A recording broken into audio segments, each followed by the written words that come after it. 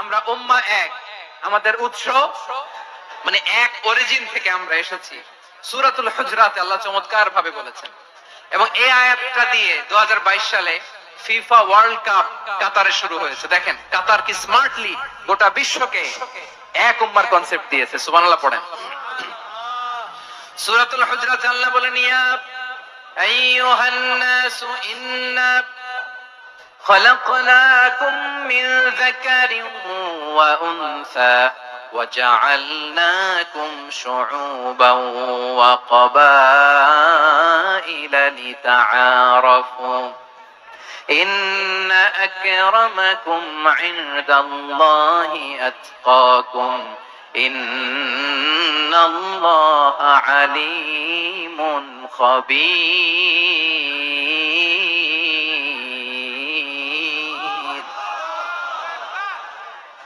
আল্লাহ বলেন, ইয়া আইয়ুহান নাস ইন্না খালাকনাকুম মিন যাকারিন ওয়া উনসা, ও দুনিয়ার মানুষেরা শোনো, তোমাদের সবাইকে সৃষ্টি করেছি এক পুরুষ এক নারী থেকে। আওয়াজ করে বলতে হবে, পুরুষটার নাম কি?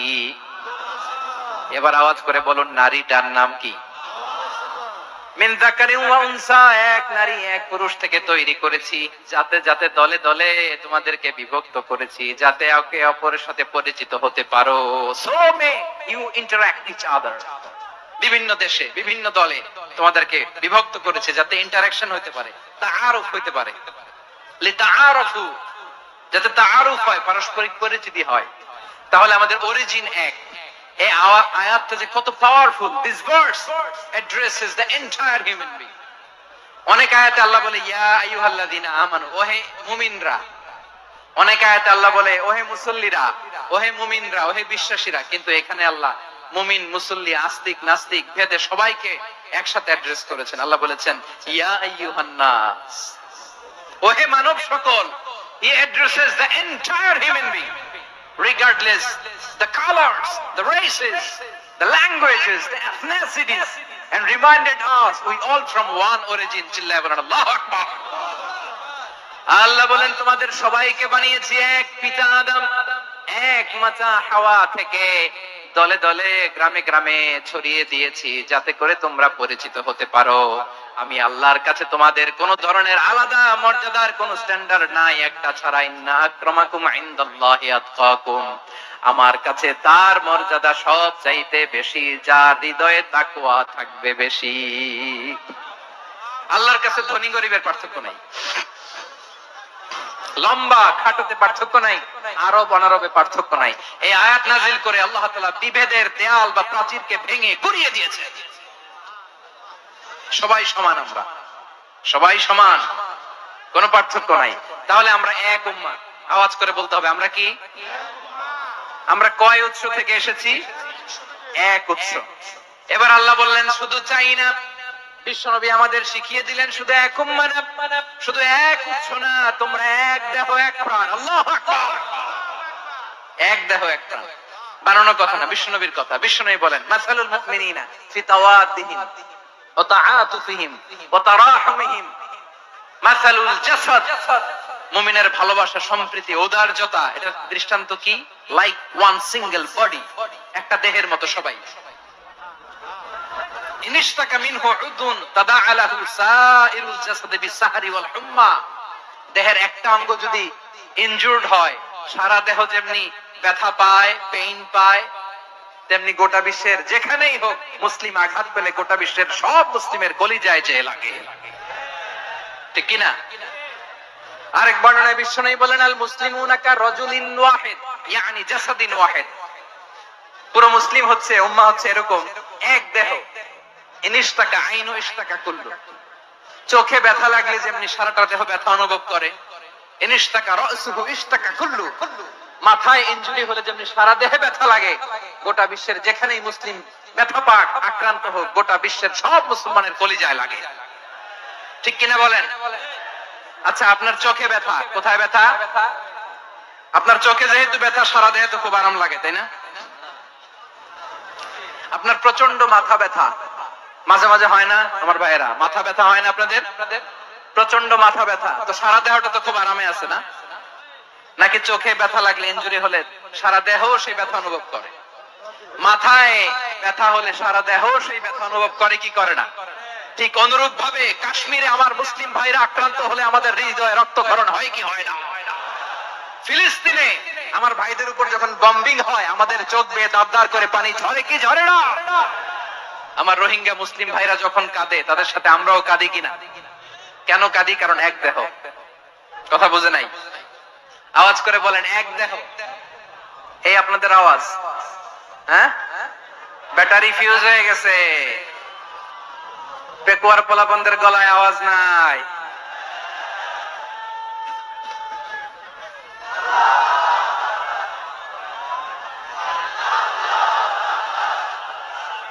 ব্যাটারি চার্জ দিতেছে।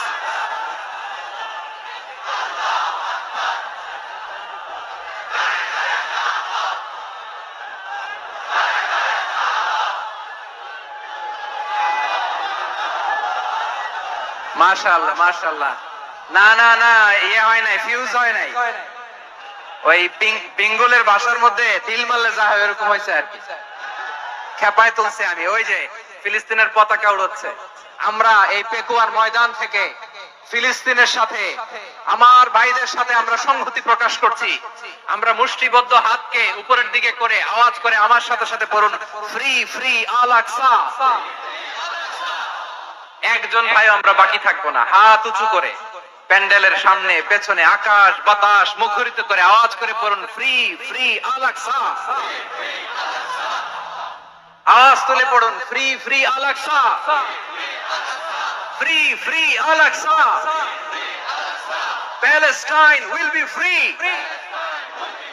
from the river to the sea.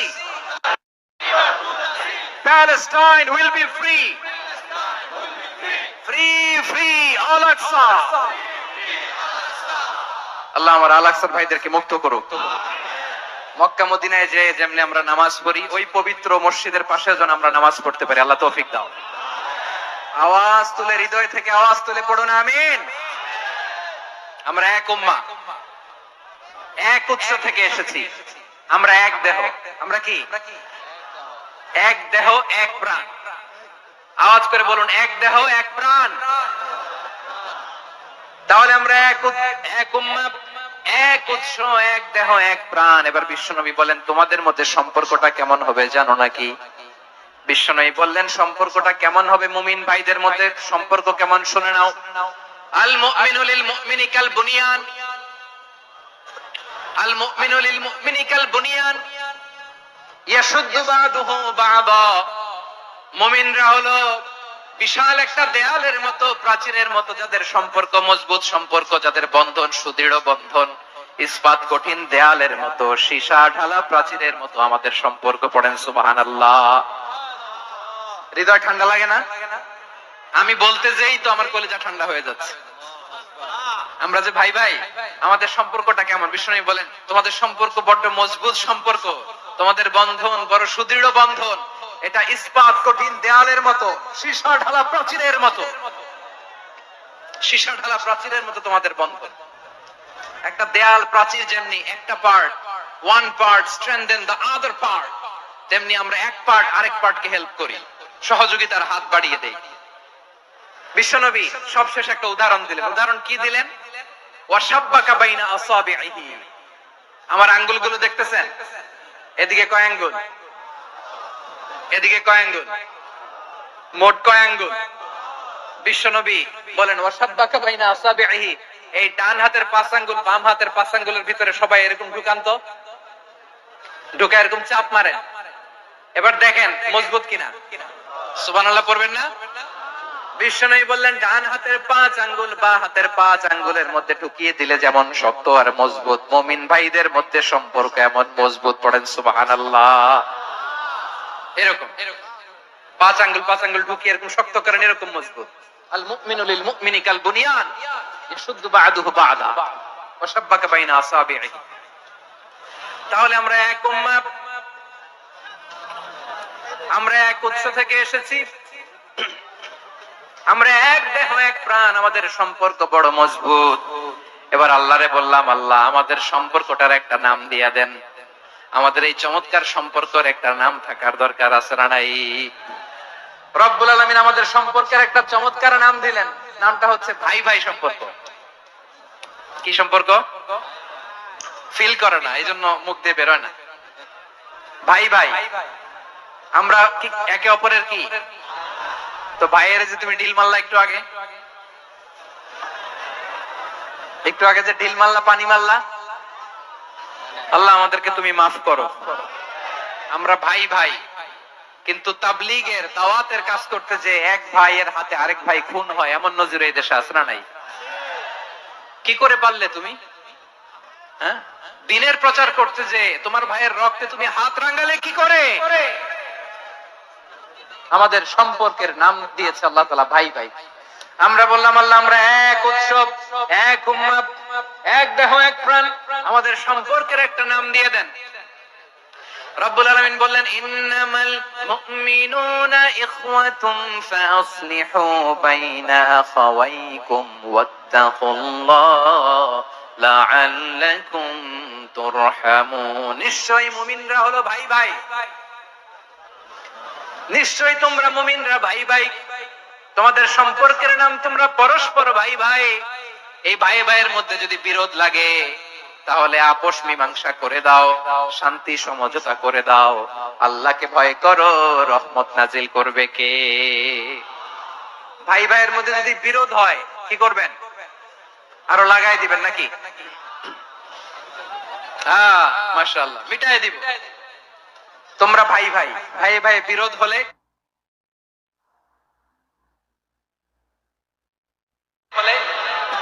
আপোষ মীমাংসা করে দাও, শান্তি সমঝোতা করো, মজা নিও। পেকুয়াতে আপনার বাড়ির পাশে আপন দুই ভাই মারামারি লাগছে, আপনি দেখলে কি করেন? অনেকে মজা নেয়, অনেকে কি করে? মজা নেয়, আরেকটু লাগুক। আবার বলে হাত থাকতে মুখে কি বলে? কপাল পোড়া, কপাল পোড়া। আফসোস তাদের জন্য, কপাল পোড়া। ভাই ভাই ঝগড়া লাগলে বলবেন যে হাত থাকতে মুখে কি, নাকি? কলিজা কাঁপে না আপনার? আপনি যে মজা নেন, আমরা ভাই ভাই, মজা নেওয়া যাবে না, মিলিয়ে দিতে হবে। খুব শান্ত ছিল, আবার এদিকে ওঠা বসা করতেছে। আমি আর অল্প কয়েক মিনিট নিব, মিস করবেন। ডিস্টার্ব করলে আমার মাথা থেকে পয়েন্ট ছুটে যাবে। আর যদি আল্লাহর কোরআনের দিকে তাকিয়ে আর কয়েকটা মিনিট স্যাক্রিফাইস করতে পারেন, জীবন উজালা করে দিবে কে? আল্লাহর ওয়াস্তে কয়েক মিনিট এভাবে থাকেন। মুমিনদের আল্লাহ একটা সম্পর্ক জুড়ে দিলেন, সম্পর্কের নাম ভাই ভাই। আমরা সবাই কি? আওয়াজ করে বলেন, আমরা সবাই কি? আল উখুওয়া, ব্রাদারহুড। সুবহানাল্লাহ, কত চমৎকার ইসলাম আমাদেরকে শিখিয়েছে। ভ্রাতৃত্ব তিন ধরনের। পেকুয়ার ভাইয়ের আওয়াজ করে বলেন, কয় ধরনের? একটা হচ্ছে আল উখুওয়া আল ইনসানিয়া, হিউম্যান ব্রাদারহুড, মানবিক দিক থেকে ভাই, যারাই মানুষ তারাই আমার ভাই। পেকুয়ায় হিন্দু পাড়া আছে নাকি? বড়ুয়া পাড়া আছে নাকি? এরাও কিন্তু আমাদের ভাই। এরা কি? কথা কয় না, এরা কি? কোন দিক থেকে? মানবিক দিক থেকে, কারণ তারাও মানুষ, আমরাও এদিক থেকে ভাই। এটাকে বলে হিউম্যান ব্রাদারহুড, আল উখুওয়া আল ইনসানিয়া। ভ্রাতৃত্বের আরেকটা রূপ হচ্ছে আল উখুওয়া আন নাসাবিয়া, রক্তের সম্পর্কের ভাই, আমার আপন ভাই। তিন নম্বর প্রকার হচ্ছে আল উখুওয়া আদ-দীনিয়া, দ্বীনি ভাই। এটা নিয়ে কথা বলতেছি আমি, দ্বীনি ভাই। এই যে পেকুয়া, আজকে লক্ষ মানুষের জনসমুদ্র, আমরা একে অপরের কি ভাই? দ্বীনি ভাই। আওয়াজ করে বলেন তো, কি ভাই? এই দ্বীনি ভাই, মানবিক ভাই, রক্তের সম্পর্কের ভাইকেও ছাড়িয়ে যায়। এটা ফিল করতে হবে।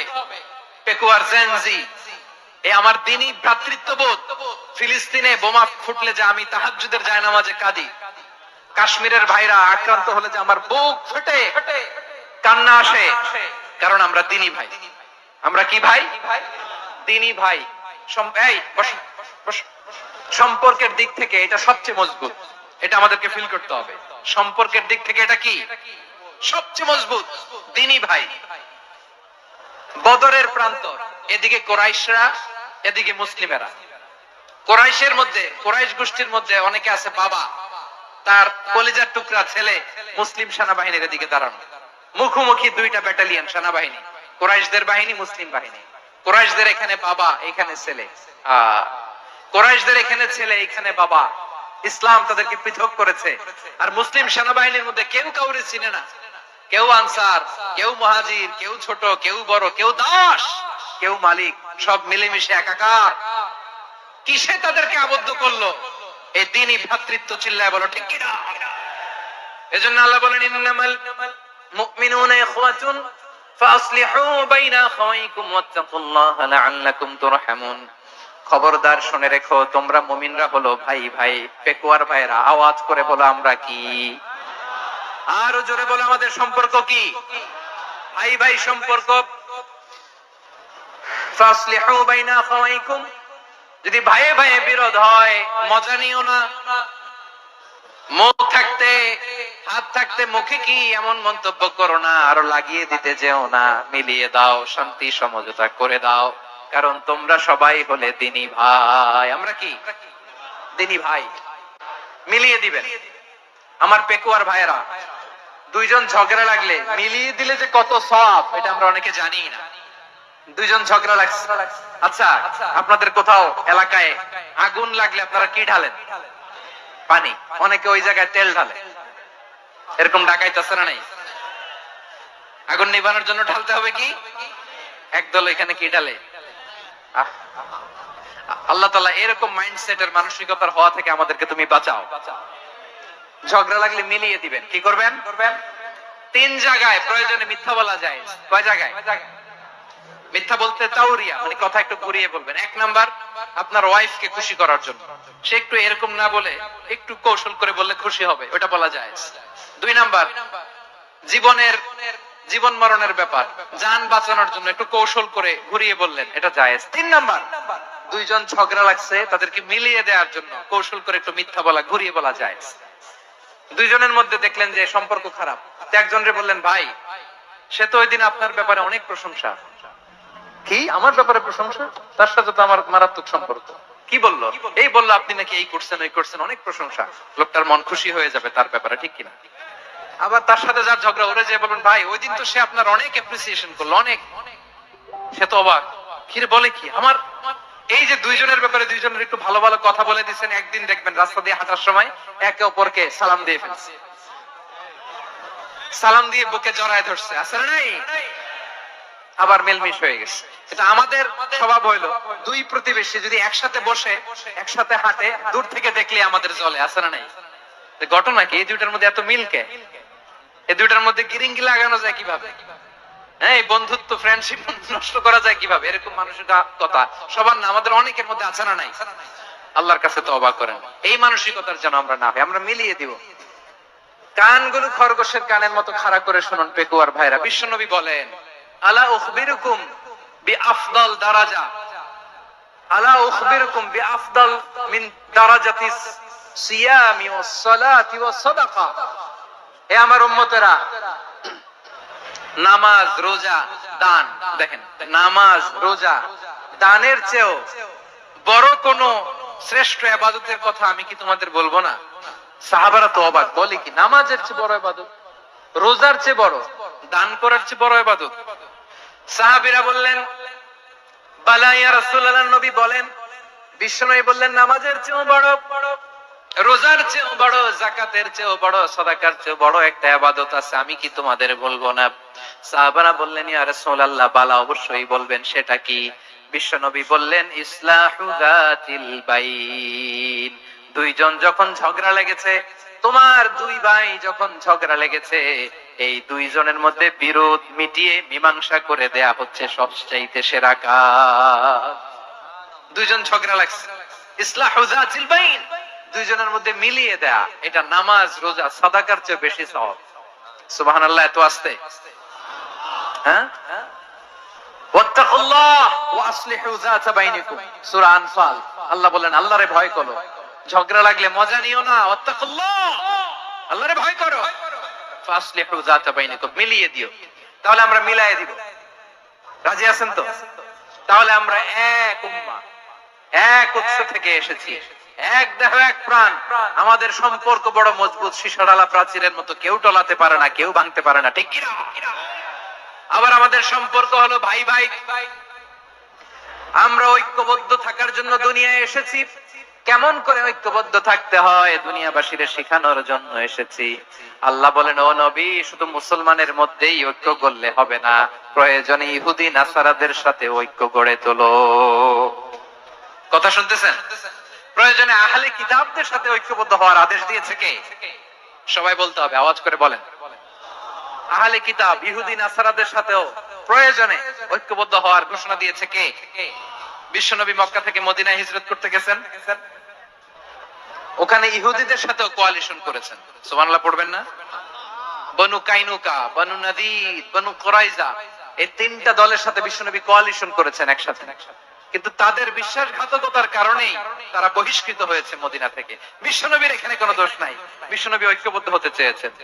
আল্লাহ তাআলা নবীরে বললেন, নবী তুমি তাদেরকে বলো, ও আহলে কিতাবের ভাইয়েরা, ইহুদি নাসারারা, এসো এসো এসো, আমরা এমন একটা বিশ্বাসের প্রশ্নে একত্রিত হই যে বিশ্বাস তোমাদের নবীরাও প্রচার করেছে, যে বিশ্বাস আমিও প্রচার করি, যে বিশ্বাসের কথা তোমাদের পবিত্র ধর্মগ্রন্থগুলোতে রয়েছে, আবার যে বিশ্বাসের কথা আমার কোরআনের মধ্যেও রয়েছে, আসলো ওই কথায় আমরা একত্রিত হই। সুবহানাল্লাহ। তাহলে ভিন্ন ধর্মী তাদের সাথে যখন আমরা ঐক্য করব, কিসের উপর ঐক্য? একটা কমন ফেইথ, একটা মৌলিক বিশ্বাসের উপর ঐক্য। আল্লাহ তাআলা বলছেন, কুলিয়া আহলাল কিতাবি তাআলাউ ইলা কালিমাতিন সাওয়াইন বাইনানা ওয়া বাইনাকুম আল্লা না'বুদা ইল্লাল্লাহ ওয়া লা নুশরিকা বিহি শাইআ ولا يتخذ بعضنا بعضا أربابا من دون الله فإن تولوا فقولوا اشهدوا بأننا مسلمون. পড়েন আল্লাহু আকবার। রব্বুল আলামিন বিশ্বনবীকে ডেকে বললেন, নবী তোমার প্রতিবেশী ইহুদিদেরকে ডেকে বলো, তাআলাউ ইলা কালিমাতিন সাওয়াইন বাইনানা ওয়া বাইনাকুম, ও ইহুদিরা আসো, এক টেবিলে বসি, আসো এমন একটা কথার উপরে আমরা সবাই একমত হয়ে যাই, যেই কথা তোমরাও মানো আমরাও মানি, সেটা হচ্ছে আল্লাহ ছাড়া আমরা কারো ইবাদত করব না, আমরা সবাই মিলে ইবাদত করি একজনের, তিনি কে? আল্লাহ ছাড়া কারো ইবাদত চলবে না, আল্লাহর সাথে আমরা শরীক করব না, আল্লাহ ছাড়া নিজেরা নিজেদেরকে রব হিসেবে মানব না। এই তিনটা বিষয়ে যদি একমত হও, চলো আমরা একসাথে বসি, আমরা ঐক্যবদ্ধ হই। পড়েন সুবহানাল্লাহ। তাহলে দেখেন, ঐক্য কি শুধু মুসলমানদের মধ্যে না, প্রয়োজনে অন্য ধর্মের সাথে ঐক্যবদ্ধ হতে হয়। শেষ? আপনাদের ওয়াজ শেষ নাকি? হ্যাঁ, আমরা শেষ করে দিই, অনেক রাত হয়েছে। বসতেছে এরকম ওঠা বসা কেন রে ভাই? এজন্যই বড় মাহফিল গুলো পছন্দ হয় না। লক্ষ লক্ষ মানুষ আসবে, ওঠা বসা, ধাক্কা ধাক্কি, মারা মারি, পুরো মাইন্ডসেটটাই নষ্ট করে দেয়। আল্লাহর ওয়াস্তে করে বলার পরও এরপরে উঠতেছে, দাঁড়াচ্ছে। কে বলছে আপনাদেরকে 2 দিন আগে আসতে? রাতে মাহফিল বা দুপুরে মাহফিল, সকালবেলা চলে আসবেন, দুপুরে চলে আসবেন, জায়গা নাই পিছনে একটু দেখে চলে যাবেন। এই যে আগামীকালই তো এটা ইউটিউবে চলে যাবে, এই যে মুনকার নাকির কিরামান কাতিবিন, শত শত হাজার হাজার চলে আসছে, এরা রেকর্ড করে কালকে ছেড়ে দিবে, পেয়ে যাবেন। তো এইখানে ধাক্কা ধাক্কি, মারামারি, উঠা বসা, এটা ঠিক না। নিয়ম হচ্ছে যারা আসছেন শেষ পর্যন্ত বসে থাকবেন। এটা কোরআনের মাহফিল, কোরআনের মাহফিলের কোন আদবই আমরা রক্ষা করতে পারিনি। আল্লাহ আমাদেরকে মাফ করুন, আল্লাহ ক্ষমা করুন। ধাক্কা ধাক্কি, মারামারি করে, ওঠা বসা করে মাহফিলের সৌন্দর্য আমরা নষ্ট করে দিচ্ছি। আল্লাহর রাস্তায় কয়েকটা মিনিট বসেন। আমি মনে করতেছি এই কথাগুলো খুব গুরুত্বপূর্ণ। মাত্র আর 2-1টা কথা বলে আমি শেষ করে দেবো ইনশাআল্লাহ, আর দেরি করবো না। 2-1 মিনিট একটু বসেন। সবাই তো অবাক। সামিরি বলে, আরে তোমরা যে 70 জন দিয়ে মুসা আলাইহিস সালামকে পাঠাইছো ওইদিকে, এত ঘুরতেছে, আল্লাহরে খুঁজে পায় না, আল্লাহ তো এটার ভিতরে ঢুকছে। নাউজুবিল্লাহ বলবেন না? তোমরা যে 70 জন দিয়ে পাঠাইলা, 70 জন নিয়ে মুসা আলাইহিস সালাম খালি ঘুরতেছে, আল্লাহরে পায় না। পাবে কেমনে? আল্লাহ তো, নাউজুবিল্লাহ, এটার ভিতরে। সিজদা দাও, এই সিজদা দিয়ে গেল। আল্লাহর নবী হারুন আলাইহিস সালাম বললেন, খবরদার, এটা সুস্পষ্ট শিরক। আল্লাহ সব গুনাহ মাফ করে, শিরকের গুনাহ মাফ করে না, খবরদার তোমরা থামো। কে শুনে কার কথা? এই যে যেমন এখন আমরা, আপনারা আমার কথা শুনতেছেন না? শুনতেছেন? হারুন আলাইহিস সালাম বললেন, খবরদার, এই শিরকি কাজে তোমরা সংযুক্ত হয়েও না, তোমাদেরকে কি মনে নাই আমার ভাই মুসা আলাইহিস সালাম কি বলছে? আল্লাহ শিরক মাফ করে না, খবরদার শিরক করো না, আল্লাহরে ভয় করো। হারুন আলাইহিস সালাম তাদেরকে বুঝালেন শিরক করো না, আল্লাহরে ভয় করো। শুধু এতটুকুই তিনি বুঝালেন, দাওয়াতি কাজ পালন করলেন, কিন্তু প্রতিরোধ করেন নাই, সশস্ত্র সংগ্রামে লিপ্ত হন নাই, বাধা দেন নাই। কারণ গৃহযুদ্ধ বেঁধে যেতে পারে। উনি ভাবলেন আমি যদি আমার বাহিনী নিয়ে দাওয়াত দেওয়ার সাথে সাথে প্রতিরোধ করি, আক্রমণ করি, ওরাও আমারে আক্রমণ করবে, ব্লাডশিট হবে, রক্তপাত, এমন অবস্থা হবে বনি ইসরাইলের মধ্যে যেটা হয়তো আমার ভাই মুসাও কন্ট্রোল করতে পারবে না। সুবহানাল্লাহ কইবেন না? এক একজন নবীকে আল্লাহ তাআলা কি ইন্টেলেক্ট দিয়ে পাঠিয়েছেন। তিনি ভাবলেন আমি দাওয়াতি কাজটাই করি, এটা যে হারাম এটা থেকে শুধু বারণ করি, কিন্তু প্রতিরোধ না করি। আমি যদি ঐক্য ধরে রাখতে পারি, বাকিটা আমার ভাই সামলে নেবে। সুবহানাল্লাহ। হারুন আলাইহিস সালাম প্রতিরোধ করলেন না, বনি ইসরাইলের মধ্যে গৃহযুদ্ধ বেঁধে যাওয়ার আশঙ্কায় প্রতিরোধ করলেন না, আক্রমণ করলেন না, শুধু দাওয়াত দিলেন। ইন দা মিন টাইম মুসা আলাইহিস সালাম আল্লাহর সাথে কথা বলে যখন ফিরে আসলেন, দেখলেন বনি ইসরাইলের অধিকাংশ লোক মুশরিক হয়ে গেছে, মুশরিক হয়ে গেছে। মুসা আলাইহিস সালাম রেগে গেলেন। রেগে প্রথমে বনি ইসরাইলদেরকে অ্যাটাক না করে ভাইয়ের দাড়ি ধরলেন। হারুন আলাইহিস সালামের দাড়ি আর চুল, মেজাজি নবী ছিলেন।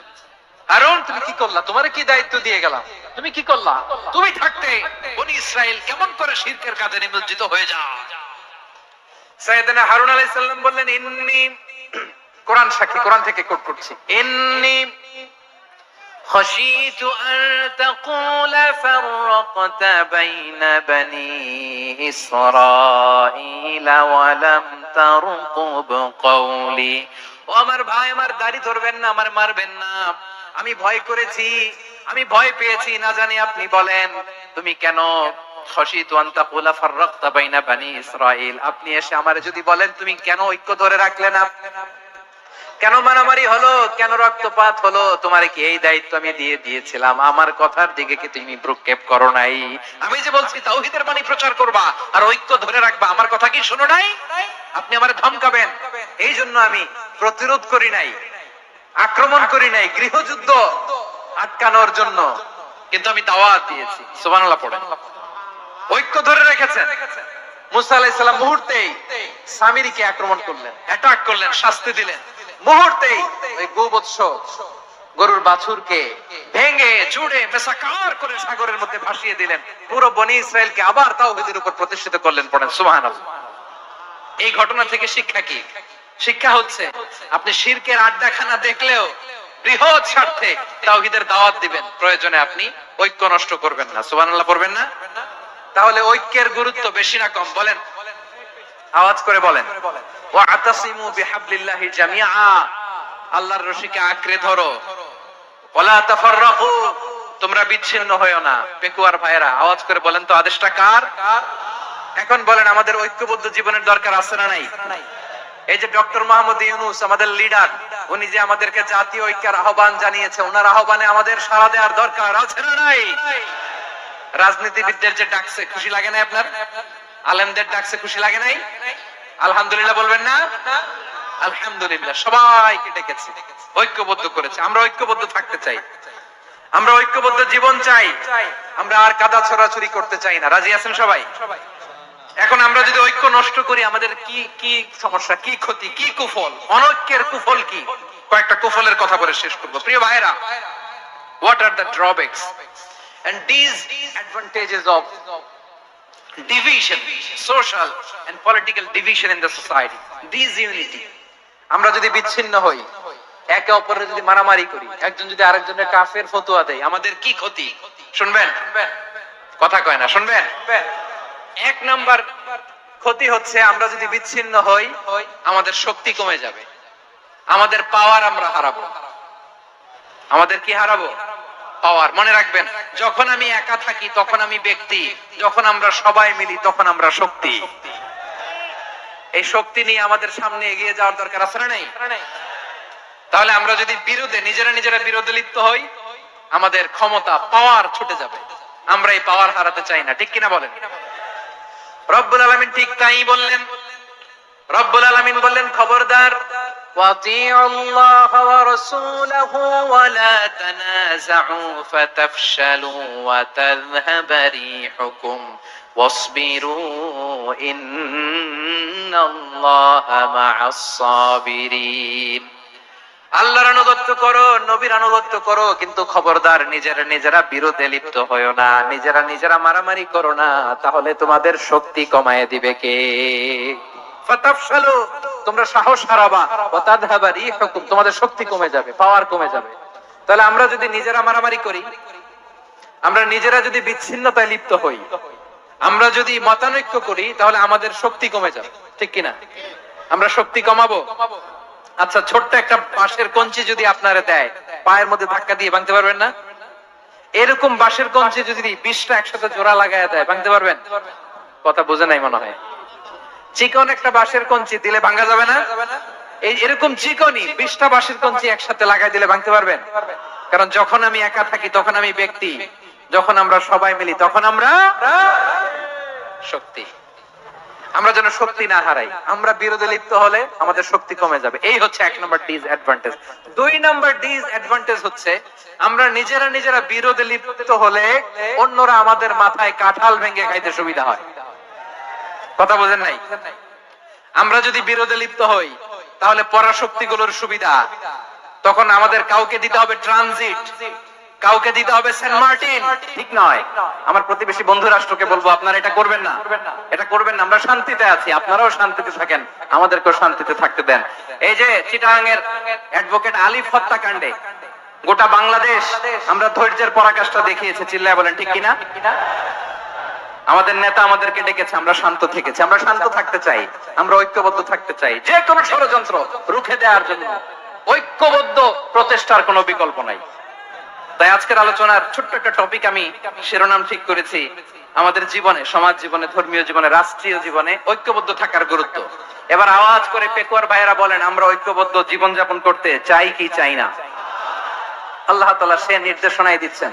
আল্লাহ তাআলা ইরশাদ করছেন, ওয়া'তাসিমু বিহাবলিল্লাহি জামিআন ওয়া লা তাফাররাকু ওয়াযকুরু নি'মাতাল্লাহি আলাইকুম إذ كنتم أعداء فألف بين قلوبكم فأصبحتم بنعمته إخوانا وكنتم على شفا حفرة من النار فأنقذكم منها كذلك يبين الله لكم آياته لعلكم تهتدون। الله أكبر পড়েন। আল্লাহ বললেন, ও গোলামেরা শোনো, ওয়া'তাসিমু বিহাবলিল্লাহি জামিআ, ও আমার গোলামেরা সবাই মিলে আল্লাহর রশিকে আঁকড়ে ধরো। আল্লাহর রশি হলো ইসলাম, আল্লাহর রশি হলো কোরআন। আল্লাহ বললেন কোরআনকে আঁকড়ে ধরো, ইসলামকে আঁকড়ে ধরো। একা একা আঁকড়ে ধরলে চলবে না, জামিয়া, সবাই মিলে আঁকড়ে ধরো। এই আদেশটা আমাদের জন্য দান করেছেন কে? আল্লাহ তাআলার নির্দেশ, ওয়া'তাসিমু বিহাবলিল্লাহি জামিআ, সবাই মিলে আল্লাহর রশিকে আঁকড়ে ধরো। হাবলুল্লাহ মানে আল্লাহর রশি। হাবলুল্লাহ মানে কি? রশি। এই হাবলুল্লাহ আল্লাহর রশি বা আল্লাহর রজ্জু দ্বারা উদ্দেশ্য হচ্ছে ইসলাম। আল্লাহর রশি দ্বারা উদ্দেশ্য কি? তাফসিরে অনেক ব্যাখ্যা এসেছে। এই এরকম পরিস্থিতিতে তাফসিরের সূক্ষ্ম বিষয়গুলো আমরা শোনাতে চাই, কিন্তু পরিবেশ হয়ে ওঠে না। আল্লাহর রজ্জু বা আল্লাহর রশি দ্বারা উদ্দেশ্য হচ্ছে ইসলাম। আল্লাহর রজ্জু বা আল্লাহর রশি দ্বারা উদ্দেশ্য হচ্ছে কোরআন, কারণ কোরআন আমাদেরকে ঐক্যবদ্ধ করে, ইসলাম আমাদেরকে ঐক্যবদ্ধ করে। চিল্লায় বলেন ঠিক কিনা? এজন্য আল্লাহ বললেন, তোমরা আমার রশিকে আঁকড়ে ধরো, বিচ্ছিন্ন হয় না, আমার দেয়া নিয়ামতগুলো স্মরণ করো। যখন তোমরা ছিলে শত্রু, তোমাদের মধ্যে হৃদয়ে আমি আল্লাহ ভালোবাসা ঢেলে দিলাম, ফলে তোমরা সবাই ভাই ভাই হয়ে গেলে। তোমরা সবাই ছিলে জাহান্নামের কিনারায়, জ্বলন্ত অগ্নিকাণ্ডের পাশে। আমি আল্লাহ দয়া করে ঈমানের বদৌলতে তোমাদেরকে আগুন থেকে ফেরালাম। আমি আল্লাহ দয়া করে তোমাদেরকে জান্নাতের পথ দেখিয়ে দিলাম। সুবহানাল্লাহ পড়েন। এমন পথ দেখালাম যে পথ তোমাদেরকে জান্নাতে নিয়ে যাবে, পথের দিশা তোমরা পাবে। লাআল্লাকুম তাহতাদুন। প্রিয় ভাইরা, তাহলে আমাদের যে ঐক্যবদ্ধ থাকতে হবে, এই নির্দেশটা কার? নাকি মন মতো আমি বানায় বলতেছি? আওয়াজ করে বলুন, নির্দেশটা কার? আল্লাহ। তাহলে আমাদেরকে ঐক্যবদ্ধ জীবন যাপন করতে হবে প্রিয় ভাইরা। ইসলাম আমাদেরকে ঐক্যবদ্ধ করে। ইসলাম আমাদেরকে কি করে? সংঘবদ্ধ করে, ঐক্যবদ্ধ করে। বিচ্ছিন্ন হওয়া যাবে না। বিরোধ, বিচ্ছিন্নতা, মতানৈক্য এগুলো আমাদেরকে ধ্বংস করে, আমাদেরকে দুর্বল করে। আর আমাদের ঐক্যবদ্ধ প্রচেষ্টা আমাদেরকে বিজয়ের দিকে এক ধাপ এগিয়ে নেয়। চিল্লায় বলেন ঠিক কিনা? এজন্য আল্লাহ বললেন, ওয়া'তাসিমু বিহাবলিল্লাহি জামিআ, তোমরা আল্লাহর রশিকে আঁকড়ে ধরো, তোমরা ঐক্যবদ্ধ জীবন যাপন করো, তোমরা বিচ্ছিন্ন হইও না। বিচ্ছিন্ন হইলে লস, ঐক্যবদ্ধ হলে সেখানে কল্যাণ আছে না নাই? মাইকে কি সমস্যা হয়েছে কোনো? হ্যাঁ, এবার ঠিক আছে। প্রিয় ভাইয়েরা, শেষ করে দেই না? তাইলে শেষ করে দিব। তো গত 2 দিন আগে এসে বসে আছেন, আর আমি আসার 20 মিনিটের মধ্যে উঠে যাচ্ছেন কেন? আর সহ্য হচ্ছে না? আর পারতেছেন না? হ্যাঁ, বসেন। যাদের খুব জরুরত তাদেরকে বের হইতে দেন। অনেকে সকাল থেকে বসে আছে, ওয়াশরুমে যেতে হবে, সারাদিন কিছু খায় নাই, পাগলের মতো বসে আছে। আমি জানি, সব রিপোর্ট আছে আমার কাছে।